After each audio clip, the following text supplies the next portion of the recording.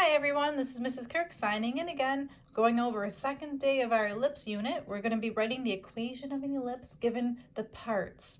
Again, I'd recommend that you print the note sheet from WITS. It was on the back of, I'm sorry, this is going to be a front and back. So the front will be today's notes and then the back will be tomorrow's notes. I did post it on WITS. All right, so hopefully you took some time yesterday to really master the parts of an ellipse. That's going to be really crucial to solving these questions. I really enjoy this topic today. It's all about being a detective and using your knowledge about an ellipse to figure out the puzzles of this, puzzling through these questions. They're really cool questions. I hope that you're going to enjoy them too. All right, so right off the bat, on the very top of my notes here, I'm just going to go ahead and write down the things that we need to write the equation of an ellipse. The things that you're going to need to write the equation of an ellipse are the center. You're going to also need A, and you're also going to need B. Those are the three things you're going to need. If you have those three things, you can write the equation of any ellipse. And there was one more thing yesterday that I want to stress to you. A is always greater than B. Just keep that in mind when you're doing these questions. So as a reference, I tried to draw a sketch of each of these, and the sketch should hopefully help us. We're not going to plot every single element here, but just a quick sketch. So I'm going to go ahead and plot these points. Let's see, the vertex is 4, -3. 1, 2, 3, 4. 1, 2, 3. Label that V for vertex. The endpoint of a minor axis, so this is lowercase ma, so it tells me it's a minor axis. So if it's lowercase, it's minor. Let's see, so that's 1, 1. Again, I'm going to label that. So right now I'm going to challenge you to figure out, is this ellipse going to be an ellipse that's opening left and right, or will it be an ellipse opening up and down? Well, to figure that out, it has to go through the vertex, it has to go through the minor axes, and I know that the vertices, where are the vertices? Are they always on the major axes or are they always on the minor axes? You got it, the vertex is always on the major axes, so that means it would have to be pictured like this, and not like a left and right opening ellipse.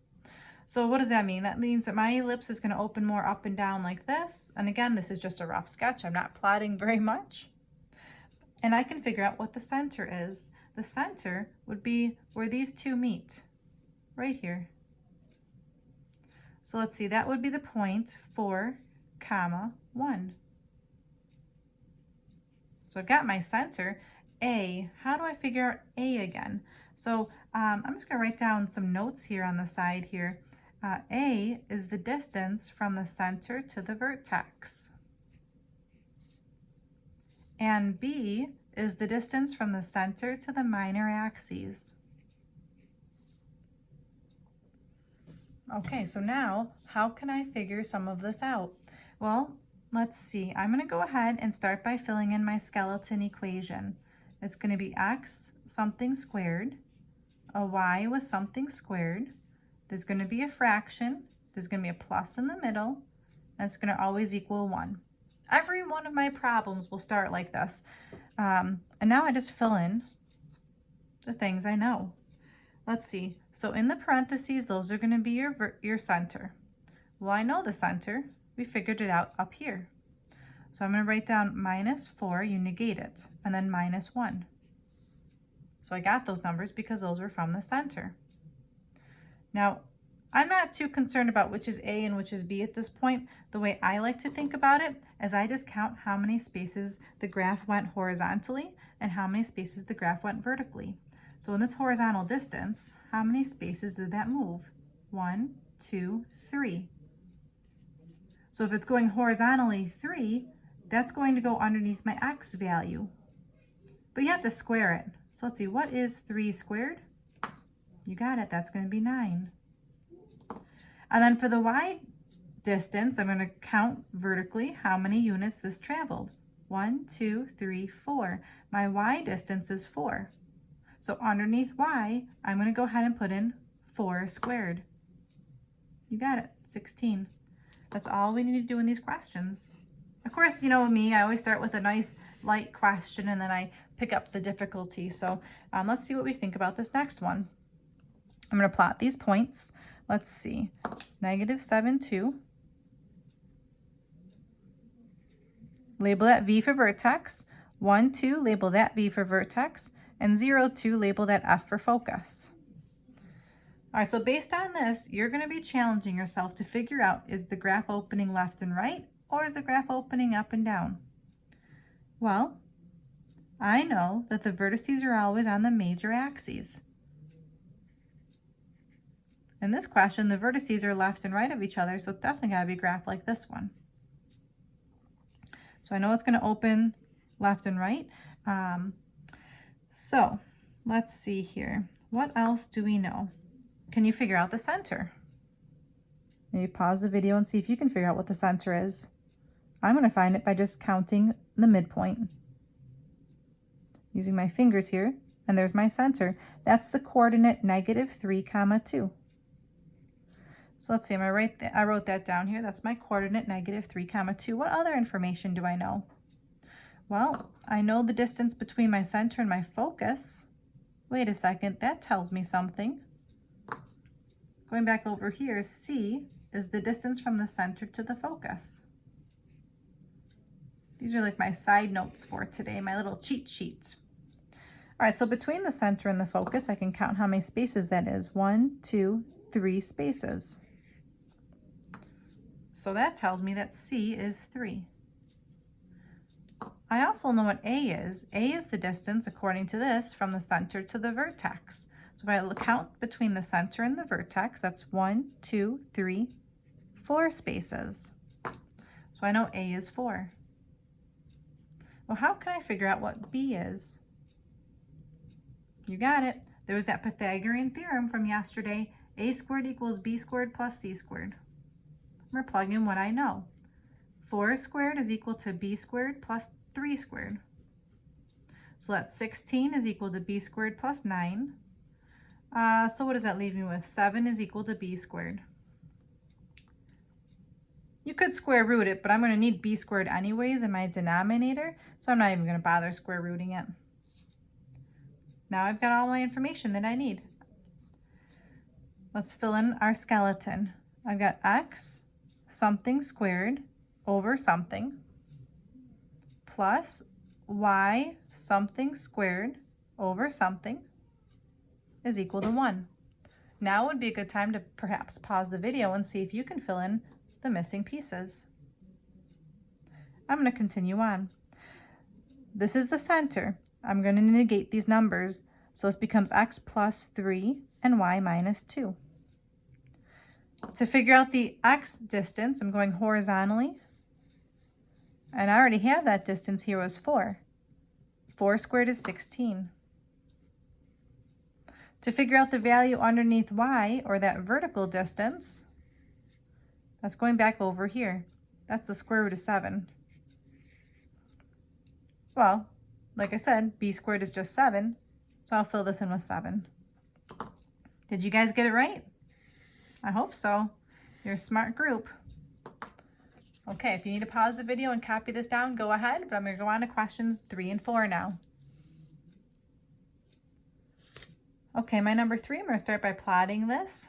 1, 2, 3, 4, 5, 6, 7. 1, 2, 3, 4, 5, 6. And I'll plot that as C for center. Now I know 9, 6. So 8, 9, 6 would be here for my minor axes. And then it passes through the point 8, 3. So let's see, this would be 8, 1, 2, 3. This is just some random point. So this is going to be a challenge here. Well, let's see what we can figure out. I know how the graph opens. Your first challenge would be to figure out, how do you think this graph opens? Do you think the graph opens left and right? Or do you think the graph opens up and down? And then draw a little sketch of it. Well, I know that if it opened left and right, these would be the vertices, and these would be the minor axes. That doesn't really make sense in this question. It can't open left and right, so it's got to open up and down, where these would be the vertices, and these would be the minor axes. So again, this is just a quick sketch. Who knows how high up and down is going to open, but something like this. Okay, so let's see what we do know. I know the center is 7, 6, so that's part of what I need for my equation. The distance from the center to the minor axes, that's something again. What does that distance represent? The B value, you got it. That's 2 spaces. So I'm going to write down on the side of my paper, I've got the center is 7, 6. I know B is the number 2. Well, I don't know the vertices, so I don't know what A is. I don't know the foci, so I can't figure out what C is. Now we're in a pickle. They gave me this random point that the graph goes through. Just some random point. All right, well, when I get stuck, I like to write down the skeleton and see what I have. So I'm going to go ahead and fill in what I know. I've got an x something squared over something plus y something squared over something is equal to 1. Maybe see what you can figure out. Pause the video. I know the center is 7, 6, so I'm going to negate that and say that's -7 minus 6. I know that horizontally it's going 2 units. Horizontal distance is my x value. So I know that 2 squared is 4, and that goes underneath my x. The problem that I'm having is I don't know what this denominator is. Let's think a minute. Why would they give me this random coordinate? 8, 3. What can I do with that to figure out what my denominator will be? Any guesses? You got it. I can plug 8 in for x and I can plug 3 in for y and solve my problem. So I'm going to go ahead and just draw like a separating line over here and do my work to the side for this question. I'm going to rewrite the question. X minus 7 squared over 4 plus y minus 6 squared over, I'll just leave it as b squared, is equal to 1. Instead of x, I'll put in the number 8. Instead of y, I'll put in the number 3. When I work this out, this becomes 1/4 plus 9 over b squared is equal to 1. Oh, oops, I'm using b here, but I know what b is. That technically should be an a. Let's just change that to an a, because I already know b is 2. All right, so I'm going to work on solving this. I can subtract 1/4 to both sides. 1 minus 1/4 is 3/4. And then from here, I'm just going to go ahead and cross multiply and solve this for a. So that's 3a squared is equal to 36. I would divide both sides by 3, and I get a squared equals 12. Did you guys get the same thing? Now that I'm finished, that's going to be my denominator over here. I'm going to erase those question marks and fill in my 12. This is definitely a tricky question. I hope that you're able to follow along and understand how to do it. If not, this would be a great time to, like I said, pause the video, rewind, and see if you can figure some elements out. The last question right here that I'm going to go over with you is this question here. I'm going to plot my points that they told me. -3, -2. That's my foci, so I'll label that F. And then 7, -2. 1, 2, 3, 4, 5, 6, 7. And label that one F. The minor axis is 2, -4. And I think that after doing those past 3 examples, you should be able to cruise through this pretty quickly and compare your answer to my answer. So this would be a good time to pause the video and then maybe fast forward and see if you get the same answer that I do. But if you like to just listen to me talk, which, you know, that could be the case as well, feel free to listen on. First thing I can do is I can figure out where the center is. The center is going to be between the foci. So it's going to be right here. That's my center. That's my coordinates, 2, -2. Since these are my foci, I know the vertices have to be beyond them, and I know that the ellipse is going to have to open horizontally somehow. The distance from the center to the focus is my C value, and I know that's going to be 5 units. So on the side of my paper, I'll write down C is equal to 5, and that's from the center to the focus. I know that my vertical distance here is 2,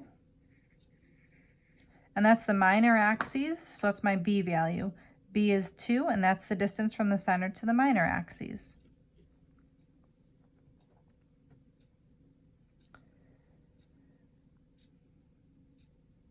Now all I have to do is figure out what A is. So to figure out what A is, I can use the Pythagorean theorem. A squared is equal to B squared plus C squared.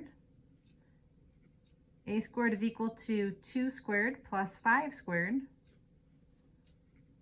So that's 4 plus 25, and A squared is 29. And again, I don't need to take the square root of that because when I plug it back in, it'll just give me A squared, which is 25. All right, so I'm going to fill in what I know. I've got my parentheses x something squared over something plus parentheses y something squared over something is equal